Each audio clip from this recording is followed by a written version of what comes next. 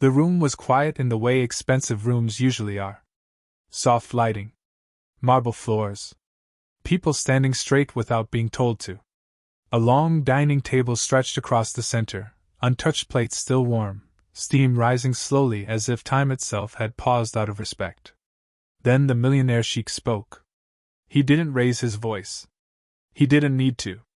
Authority clung to his words naturally, like a shadow that followed him everywhere.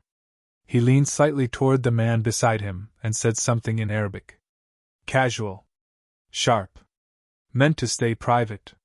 A few people smiled politely. A few looked down at their plates. Most pretended not to hear. Because the assumption was clear. No one here would understand. Especially not her. She stood near the wall, dressed in a simple uniform. Hands folded. Eyes lowered. A presence so quiet she had almost blended into the background. The kind of person powerful rooms forget to notice. The maid. The sheikh continued speaking in Arabic, his tone relaxed now. Confident. Almost amused. The words came faster, freer. A private commentary spoken out loud because he believed it was safe. Safe from consequences. The narrator's voice enters, calm, steady. He spoke freely, because he thought no one was listening. A few guests exchanged glances. One man chuckled under his breath. Another shifted uncomfortably, understanding just enough to sense disrespect but not enough to intervene. Then it happened. A voice answered him. Clear. Controlled. Fluent. Perfect Arabic. Every movement in the room stopped. Forks froze mid-air. Conversations died instantly. Even the soft background music felt too loud now, like it had committed a crime by existing. The maid lifted her head. And she replied? Not loudly. Not defiantly. Just correctly. Grammatically perfect. The kind of Arabic you don't learn from phrases or memorization. The kind shaped by years. By culture. By intelligence. The sheikh turned slowly. For the first time since he entered the room, his expression changed. Shock flashed across his face before he could stop it. Not anger. Not embarrassment. Disbelief. The narrator lowers their voice slightly. That wasn't supposed to happen. Eyes moved from the sheikh to the maid, then back again. Someone whispered. Did she just? But didn't finish the sentence. They didn't need to. Everyone knew exactly what had just happened. The maid met the sheikh's eyes, calm and steady. No smile. No apology. No hesitation. She wasn't challenging him. She was correcting him. The sheikh opened his mouth, then closed it again. His authority, so effortless moments ago, hesitated. Just for a second. But in rooms like this, seconds matter. Power hates being interrupted. And power hates being exposed. The narrator continues. In one sentence, she took away his privacy. In another, she took away his assumption. The sheikh finally spoke again, slower this time. Carefully. He asked her a question. Still in Arabic. She answered without missing a beat. The silence in the room grew heavier. People leaned back in their chairs, suddenly aware that something irreversible had just occurred. Not a scene. Not an argument. A shift. Because when the invisible speaks fluently, the powerful are forced to listen. The maid lowered her gaze again after finishing her sentence. Returned to stillness. As if nothing extraordinary had happened. But the room would never return to normal. The narrator delivers the final hook, measured and precise. That moment didn't embarrass him. It exposed him. And what he did next is what shocked everyone. The camera lingers on the sheikh's face, no longer relaxed, no longer amused. Calculating now. Adjusting. Because this story isn't about language. It's about what happens when the wrong person is underestimated. The narrator ends the section cleanly. This is how one sentence turns silence into power. Before that sentence landed in the room like a dropped glass, she had already lived several lives. Her name was rarely spoken here. When it was, it came shortened. Softened. Stripped of weight. She preferred it that way. Names invited questions. Questions invited explanations. And explanations were exhausting. She woke before dawn every day. Not because she had to, but because she always had. The habit came from years earlier, from a home where mornings meant preparation, not rest. Where responsibility arrived before sunlight. Where discipline wasn't taught, it was required. She moved through the house quietly now, efficient and precise. Every task done the same way, every time. Not rushed. Not slow. Deliberate. The kind of consistency people mistake for simplicity. She listened more than she spoke. That wasn't submission. That was observation. The narrator's voice is calm, reflective. People often confuse silence with emptiness. She knew the layout of the mansion better than most of the guests who visited it. She knew which doors creaked, which floors echoed, which conversations happened only when they thought no one was near. And she understood more than anyone realized. Arabic wasn't something she picked up. It was something she grew up in. Her childhood was spent in a household where language carried history. Where words had lineage. Where grammar mattered because meaning mattered. She learned early that fluency wasn't just about speaking, it was about knowing when not to. Her father had taught her that. He used to say language is power, but only if you let others forget you have it. She carried that lesson quietly into adulthood. When she came to work here, she didn't announce her education. Didn't correct pronunciations. Didn't react when people spoke around her instead of to her. It was easier to let them believe what they wanted. Invisible was safer. The Sheikh's house was peaceful on the surface. Controlled. Polite. But power lived there like a constant pressure. Conversations were layered. Compliments had edges. Humor was often a test. She passed everyone by staying still. The narrator continues. She wasn't hired for her voice. She was hired for her reliability. And reliability gave her access. She knew which guests mattered. She knew who liked to be flattered and who preferred to be feared. She knew when Arabic was used for poetry, and when it was used to hide disrespect. That night at the table, she wasn't meant to hear anything important. At least, that's what everyone believed. She stood where she always stood. Hands folded. Eyes lowered. Breathing steady. Just another background detail in a room full of power. But when the Sheikh spoke, when his Arabic shifted tone, she noticed. Not because she was offended. Because she was attentive. There was an assumption embedded in his words. Not just about language. About hierarchy. About who existed fully in the room, and who didn't. The narrator softens. She didn't answer to embarrass him. She answered because accuracy mattered. When she lifted her head and spoke, it wasn't rebellion. It was instinct. The same instinct that had guided her since childhood. The instinct to respond correctly when addressed, whether directly or not. Her sentence was respectful. Measured. Impossible to dismiss.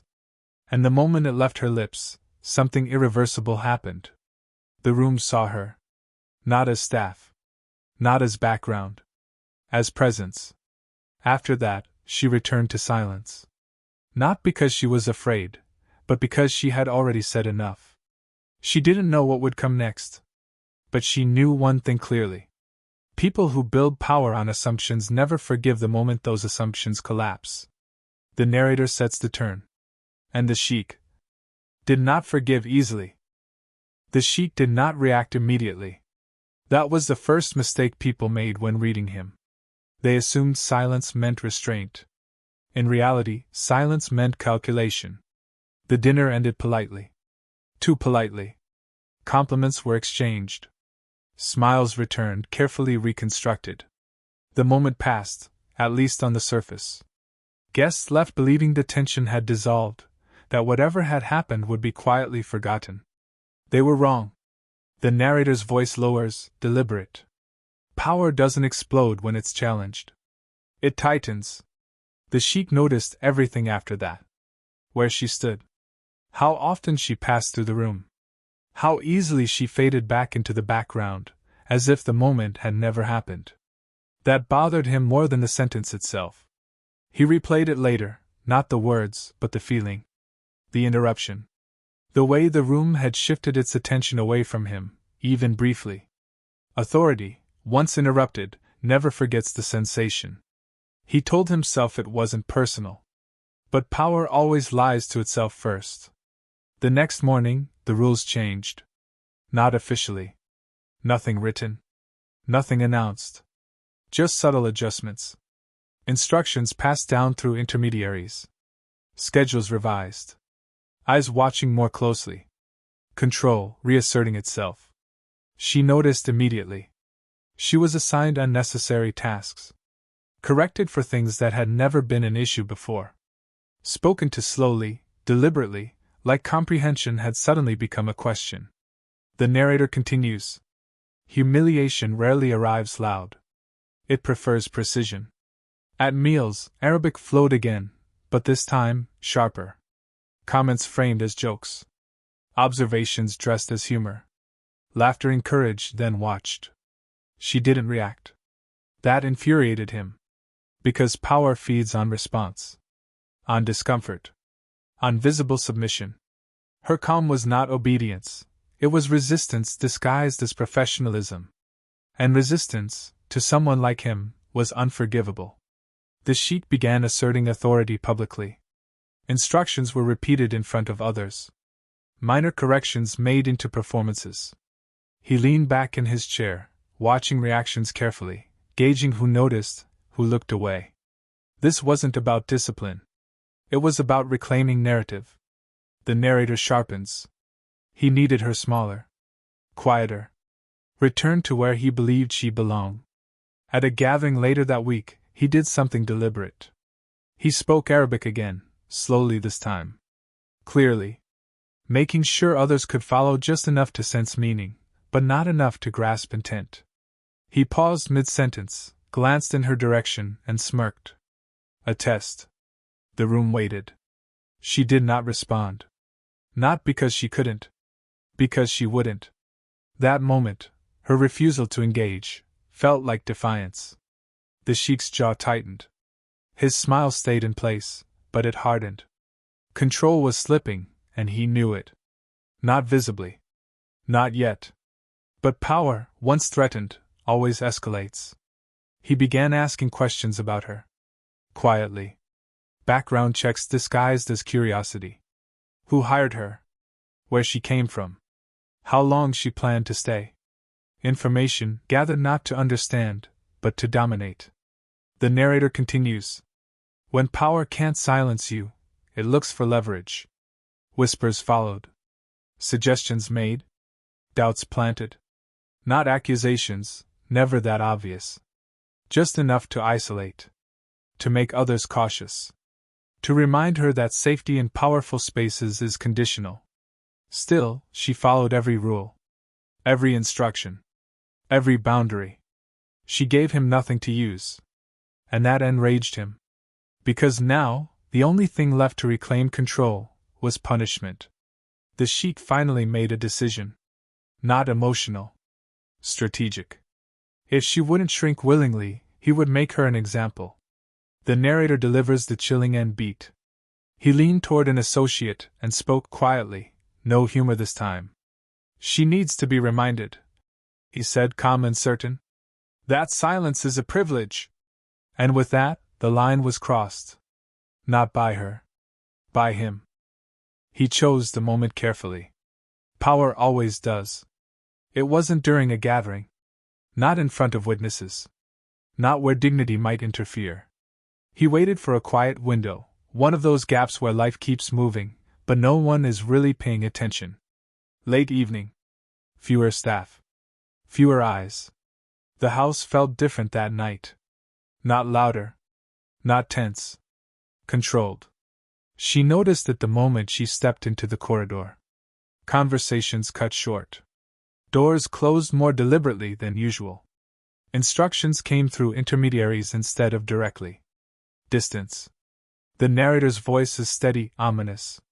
When power plans something wrong, it disguises itself as order. She was called into his study. Not summoned loudly.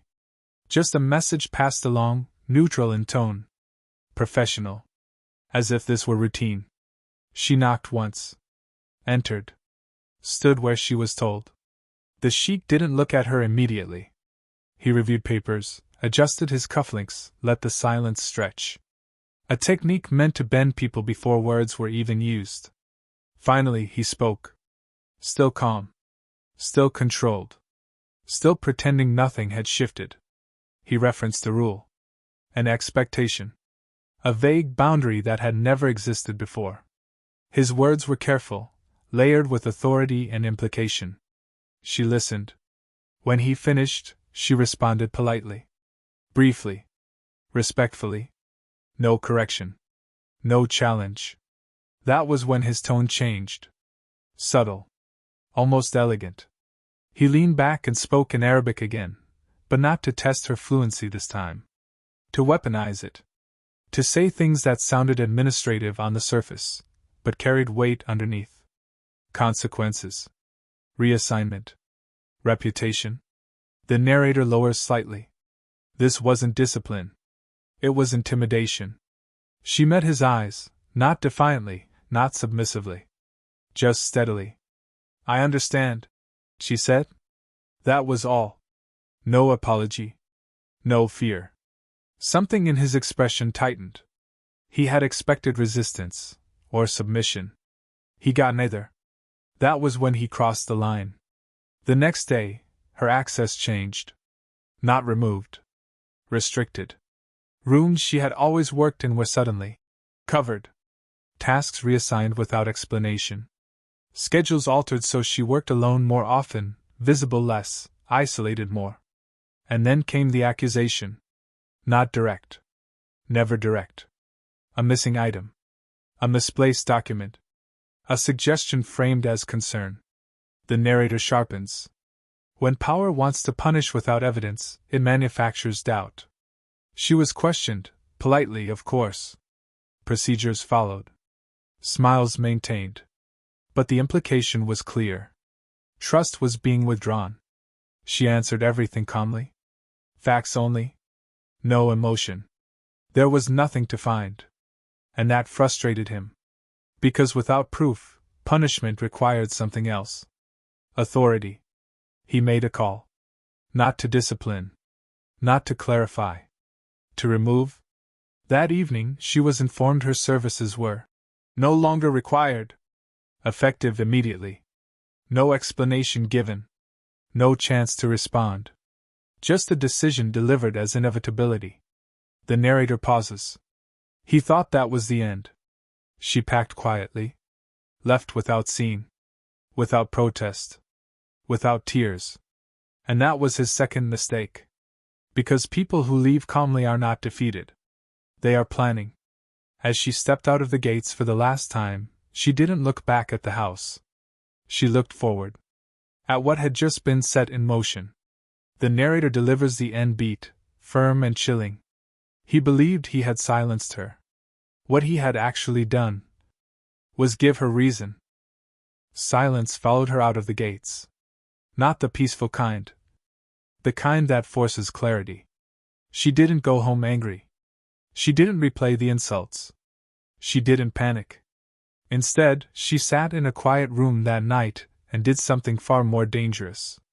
She reviewed every word, every look, every shift in tone.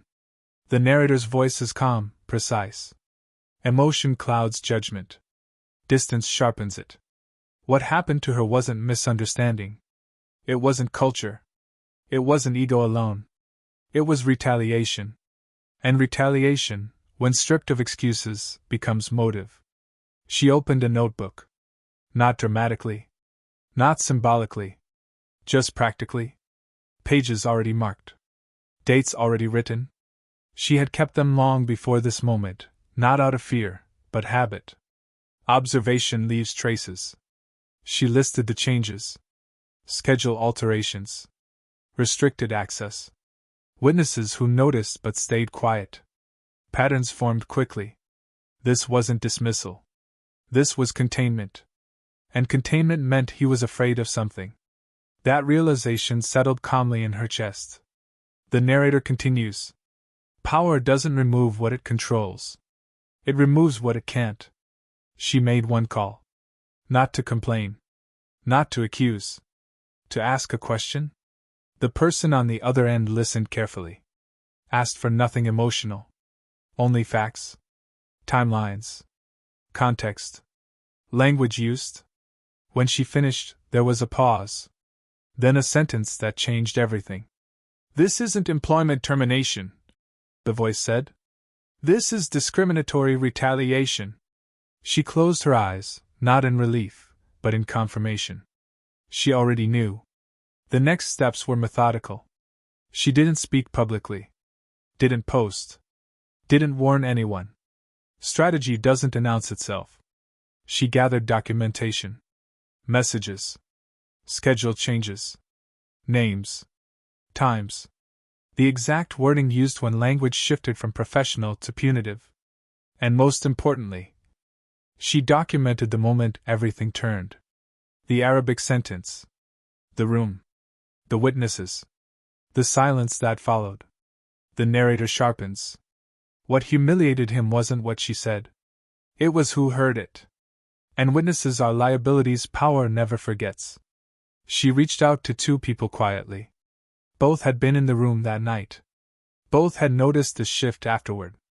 Both had stayed silent out of self-preservation. Until now. Fear weakens when it's shared. They didn't want revenge. They wanted distance. Distance from a man who had just proven he punished truth. The plan wasn't loud. It was precise. No confrontation. No accusation. No warning. Just procedure. She filed a formal complaint, accurate, restrained, impossible to dismiss. Language neutral. Evidence attached. No exaggeration. No emotion. And then she waited. The narrator lowers their voice. Because the most powerful move isn't attack. It's patience. The response didn't come immediately. But something else did. The Sheikh noticed. Calls went unanswered. Meetings postponed. Questions met with rehearsed neutrality. Control was slipping, and this time, he felt it. He reached out indirectly. Through associates. Through softened language. Through suggestions of resolution. She declined. Silently. Because now, the rules mattered. And she was done bending them. The narrator delivers the end beat with certainty. He thought silence protected him. He forgot silence keeps records. And soon, those records would speak. Pressure doesn't arrive loudly. It seeps. Meetings delayed. Invitations rescheduled. Calls answered by assistants instead of principals. The Sheikh felt it before he could name it, the subtle shift where people stopped leaning in and started keeping space. Control was no longer automatic. The narrator's voice is calm, almost clinical. Power notices absence faster than opposition. He told himself it was temporary. Bureaucracy. Timing. He had influence. He had reach. This would pass. So he did what powerful people often do when they sense a threat they can't see. He tried to close the loop. An intermediary reached out. Polite. Neutral. The message was framed as concern, a misunderstanding, an opportunity to resolve things quietly. There was no apology in the words. Just a suggestion that silence could be purchased with comfort. She listened. And said nothing. Days later, the tone changed. The call came directly this time. His voice was measured, almost kind. He spoke slowly, choosing words the way people do when they believe they're being generous. He offered a settlement. A recommendation. Discretion. Then he made the mistake. He referenced the moment. Not the dinner. Not the language. The consequences. He spoke about how things had to be handled after that night. About how situations like this required firmness. About why he had made certain decisions. The narrator sharpens. He didn't confess to wrongdoing. He confessed to intent. She asked one question, simple, neutral, careful. Are you saying my dismissal was because of what happened at the table? There was a pause. Not long. Just long enough. Yes, he said. That incident forced my hand. Silence followed. Not from her. From the line. He realized too late what he had done. Because that conversation wasn't private. It was documented. The response moved quickly after that. Not dramatic. Procedural. Requests for clarification. Formal inquiries. Statements taken. The Sheikh was advised to remain available. He wasn't accused. Yet. That was worse. The narrator continues. When power is questioned formally, it panics quietly. He tried to regain footing. Clarified statements. Softened language.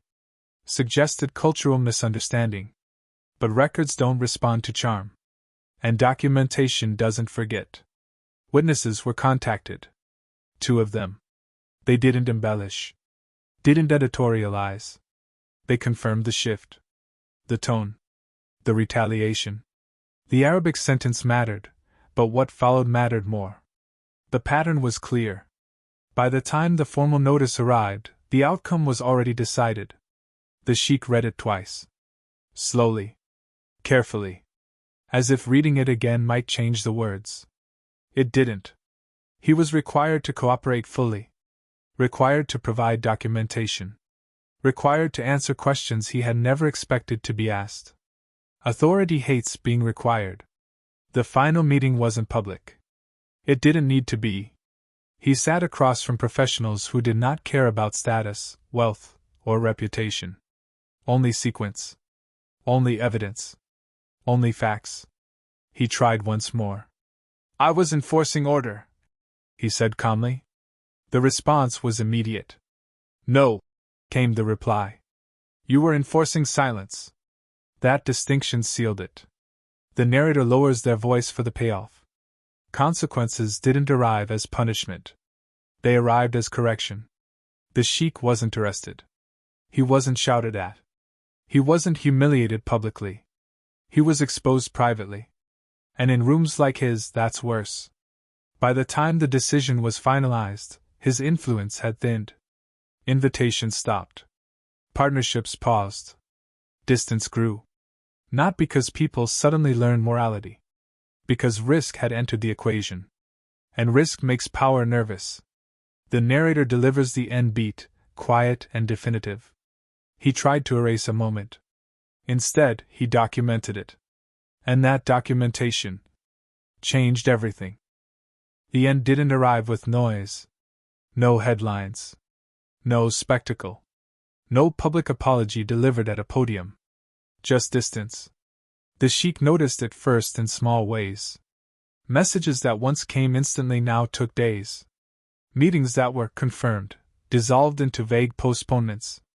People who used to seek his approval now kept conversations brief, professional, and carefully neutral. The narrator's voice is calm, reflective. Power doesn't fall.